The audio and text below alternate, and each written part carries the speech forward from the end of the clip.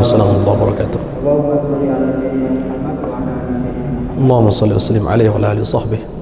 Ustaz, saya pernah mendengar kalau kurban itu lebih afdal itu dengan kambing, dengan alasan cerita Nabi Ibrahim ketika menyembelih putranya itu diganti dengan kambing. Apakah itu benar? Baik. Waalaikumsalam warahmatullahi wabarakatuh. Pertama, kita harus pastikan dulu hewan apa saja yang bisa dijadikan hewan kurban. Hewan yang bisa dijadikan hewan kurban itu adalah kaunuhu atau kaunuha minan na'am. Kaunul udhiyah minan na'am. Hewan kurban yang disembelih itu harus termasuk golongan na'am. Na'am itu 3, unta, sapi, kambing. Cuman ada saudaranya sapi namanya kerbau, itu boleh masuk. Tapi kalau rusa itu bukan saudara kambing, jadi nggak masuk. Unta, sapi, dan kerbau juga kambing. Oke. Harus na'am. Ayam jago Ustadz, nggak boleh. Walaupun ayam jagonya gede. Walaupun mahal. Ada ayam namanya ayam ketawa, harganya mahal. Ada ayam pelung yang suka melengkung itu, harganya mahal. Semahal apapun enggak. Tapi Ustadz itu ada pendapat dari Imam Abdullah bin Abbas. Iya, itu pendapat. Dan ada kajiannya kok. 4 mazhab mengatakan tidak boleh.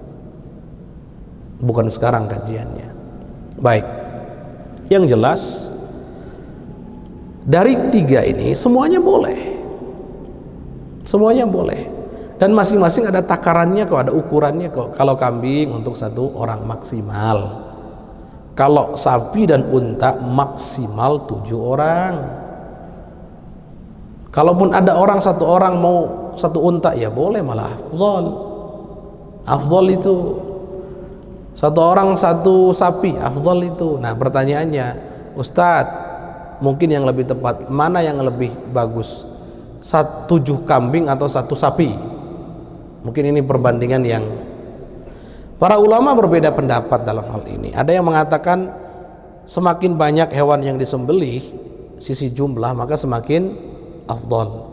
Bukan karena yang dicontoh oleh Nabi Ibrahim, ini enggak jadi alasan sama sekali. Tapi karena darah yang dialirkan semakin banyak. Sedangkan memang di hari Idul Adha itu ibadah yang paling afdol adalah menyembelih, artinya mengalirkan darah hewan. Semakin banyak kalau begitu semakin baik. Ini menurut pendapat yang 7 kambing lebih afdal daripada 1 sapi. Ada yang mengatakan enggak 1 sapi lebih afdal, Ustaz. Kenapa? Dagingnya lebih banyak. 1, daging lebih banyak. Kedua, dagingnya lebih cocok kepada masyarakat. Karena banyak yang alergi, nggak cocok dengan kambing, tapi lebih banyak yang cocok dengan sapi.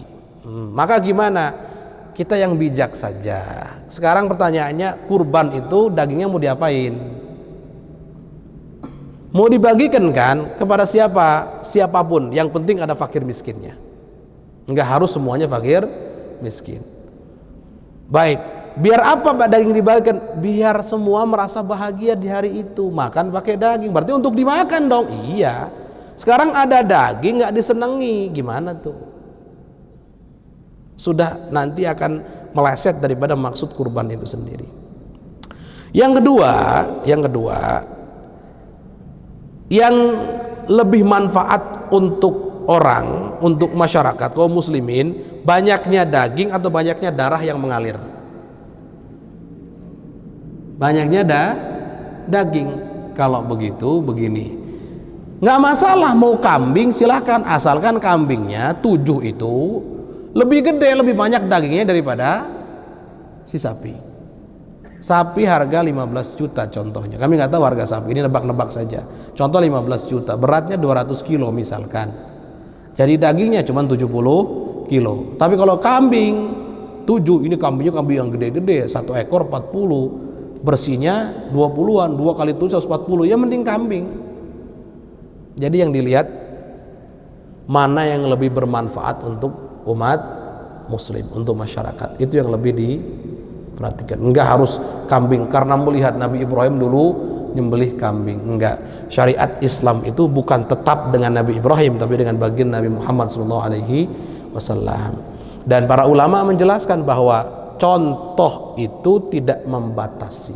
Awas, prinsipnya contoh tidak membatasi. Yang terjadi dulu adalah contoh, sehingga tidak contoh pun bukan contoh yang disyariatkan secara otomatis, tidak. Syariat kurban itu walaupun ada sejak dulu zaman Nabi Ibrahim, tapi syariat itu tetapnya oleh baginda Nabi Muhammad SAW.